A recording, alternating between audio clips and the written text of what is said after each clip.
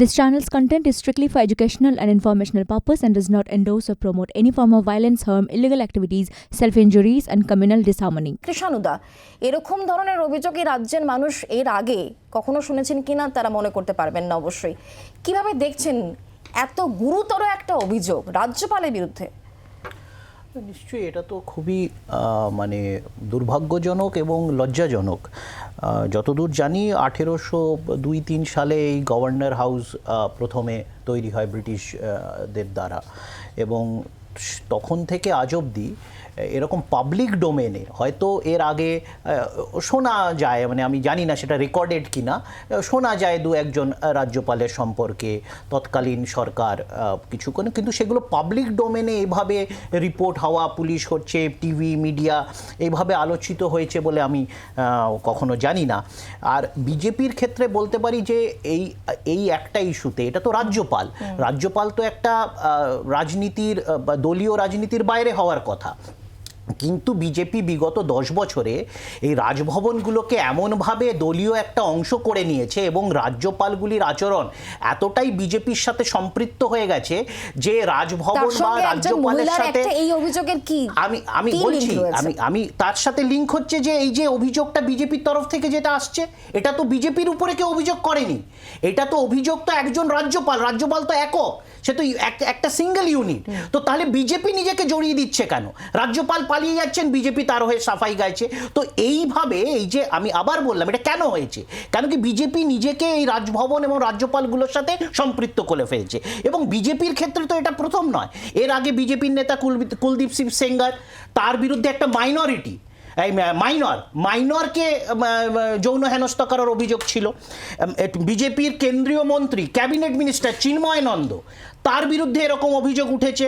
ব্রিজভূষণ সম্পর্কে আমরা সকলেই জানি রিসেন্টলি যে প্রজ্বল রেভান্না 400 জন ভিকটিম, তাদের বয়ান বা তাদের ভিডিও এসছে। আচ্ছা, আমি এই রাজ্যে পার্সপেক্টিভে আলোচনা করছি, তখন আমি এই রাজ্যে একটু সীমাবদ্ধ থাকি, এই রাজ্য বলছি আমি আসবো, সময় আপনাকে আরো দেবো। তবে তার আগে বিজেপির সমর্থক কাজী মাসুম আক্তার এই মুহূর্তে আমাদের সঙ্গে রয়েছেন, আপনাকে স্বাগত জানাবো। আপনার কাছ থেকে আমি অবশ্যই জানার চেষ্টা করবো যেগুলো কৃষাণুদা এক্ষুনি বলছিলেন যে বিজেপি এর সঙ্গে কেন নিজেকে জড়িয়ে দিচ্ছে। আমি সৈকত আগে আপনার কাছ থেকে জানার চেষ্টা করবো, এত গুরুতর একটা অ্যালিগেশন, একজন মহিলা বলছেন যে শুধুমাত্র গতকাল নয় 24 তারিখে এরকম ঘটনা ঘটেছে, এর আগে আরো একাধিকের সঙ্গে এরকম ঘটনা ঘটেছে, কিন্তু যেহেতু রাজভবন ধামাচাপা দিয়ে দিয়েছে তাই প্রকাশ্যে আসেনি। দেখুন, প্রথমত হচ্ছে এরকম একটা অভিযোগ নিশ্চিতভাবে যখন উঠেছে, এরকম একটা সাংবিধানিক প্রধানের পদে যিনি রয়েছেন তার অবিলম্বে নিরপেক্ষ তদন্তের দাবিতে নিশ্চিতভাবে তিনি তো নিজেকে নির্দোষ বলে দাবি করছেন, স্বাভাবিকভাবে তার পদত্যাগ করা উচিত। কিন্তু আইনের যদি ছাত্র হই, আইনের যতটুকু আমার জ্ঞান আছে তাতে রাজ্যপাল যতক্ষণ ক্ষমতায় থাকবেন ততক্ষণ কোনো রকম পুলিশি তদন্ত তার বিরুদ্ধে করা সম্ভব নয়।